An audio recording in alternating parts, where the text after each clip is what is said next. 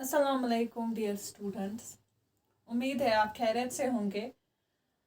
आज हम पढ़ेंगे और एक टॉपिक। हमने चैप्टर उठाया था वर्क एंड एनर्जी। तो वर्क एंड एनर्जी में हमने इंट्रोडक्शन दिया था और हमने कंसेप्ट ऑफ वर्क भी दिया था। तो आज जो हम डिस्कस करने जा रहे हैं, आज हम देखेंगे what is the unit of work. Unit of work मतलब अगर हमें वर्क को मेजर करना होगा तो हम किस यूनिट में वर्क को मेजर करेंगे। जैसे हमने कहा था कि वर्क डन जो होती है that is equal to the product of force and distance और फोर्स इनटू डिस्प्लेसमेंट। तो कि जो फोर्स का यूनिट होता है वो क्या होता है, शाबाश, वो न्यूटन होता है। और जो डिस्टेंस का यूनिट होता है, शाबाश, वो क्या होता है, वो होता है मीटर। तो फिर हम क्या लिख सकते हैं, वो का जो यूनिट होगा, शाबाश, वो क्या होगा, unit of work will be equal to newton, शाबाश, that will be equal to newton into यहाँ पे डिस्टेंस का जो यूनिट है वो है metre.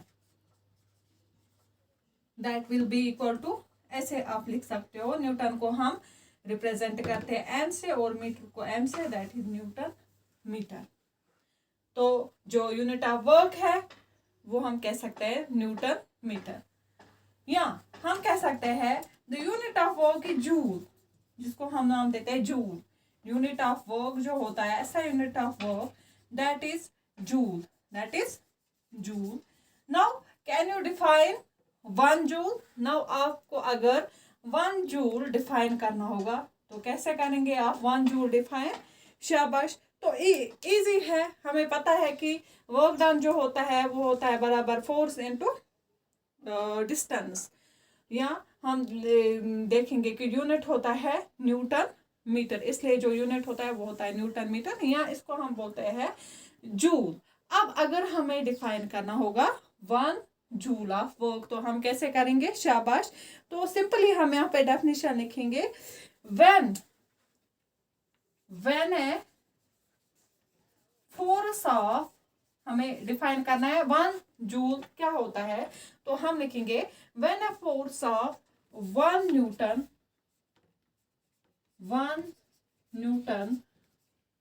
moves a body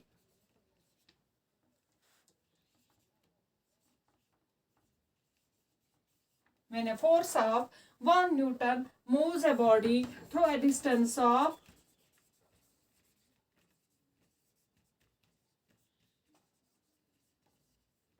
1 meter in its own direction, is called 1 joule of work, yeah, is called a 1 joule in its own direction.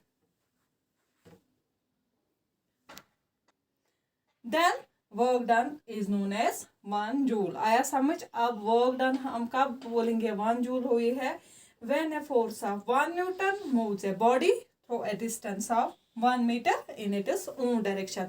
तो हम लिख सकते हैं ये जो 1 joule होता है, शाबाश, 1 joule will be equal to 1 Newton into 1 meter।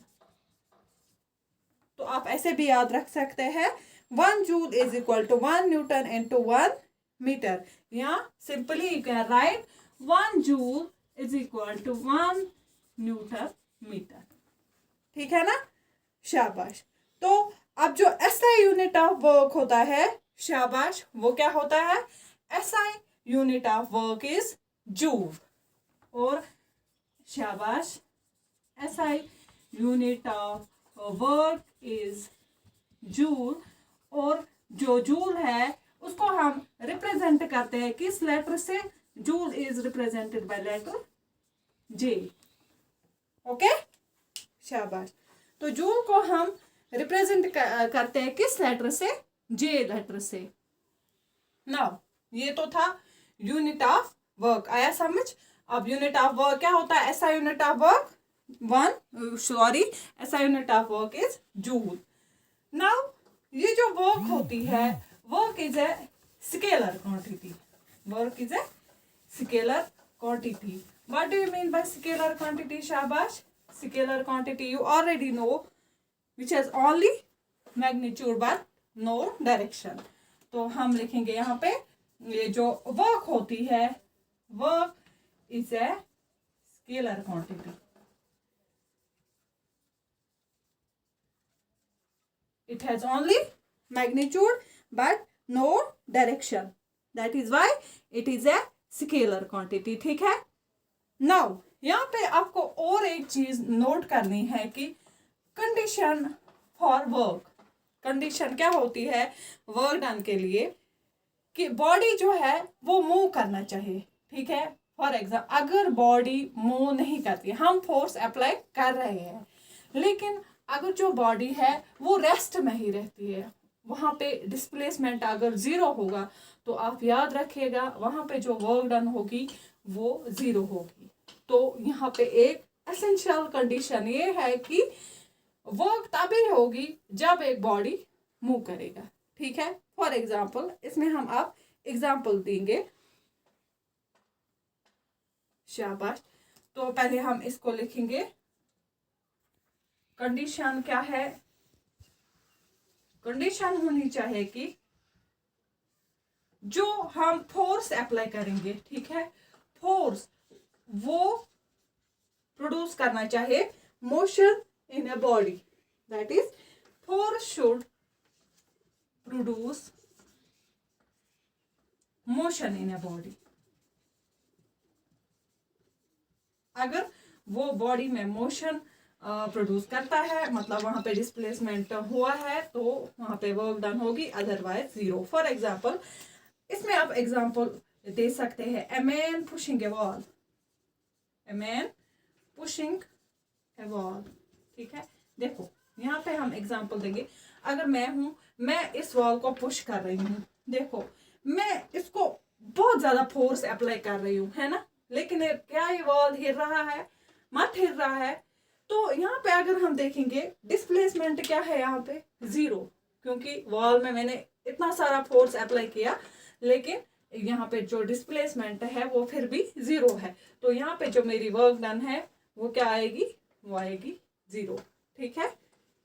तो ये एग्जाम्पल आप इसमें याद रख सकते हैं, या और भी एग्जाम्पल्स आप इसमें याद रख सकते हैं. फॉर एग्जाम्पल अगर एक मैन है स्टैंडिंग है बस स्टॉप पे, अगर एक आदमी है वो रुका हुआ है बस स्टॉप पे और उसने एक सूटकेस लिया है हाथ में, ठीक है ना, तो वहां पे हम देखेंगे वो थक भी जाता है. क्यों? क्योंकि उसके हाथ में एक हैवी सूटकेस होता है या एक हैवी बैग होता है, लेकिन वहां पे जो डिस्प्लेसमेंट होता है सूटकेस का वो 0 होता है.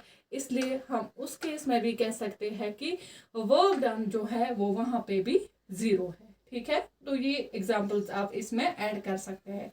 तो ये जरूरी कंडीशन आप याद रखेगा इसमें कि जब तक ना फोर्स मोशन प्रोड्यूस करेगा बॉडी में, तो वहां पे वर्क डन 0 होगी. ठीक है. जब तक ना डिस्प्लेसमेंट या कुछ ना कुछ डिस्टेंस ट्रेवल हुई होगी तभी वर्क डन हुई होगी, अदरवाइज वर्क इज 0. ठीक है. तो आज के टॉपिक में हम इंशाल्लाह इतना ही पढ़ेंगे. हम अब नेक्स्ट टॉपिक में work done against gravity discuss करेंगे. तब तक के लिए थैंक यू.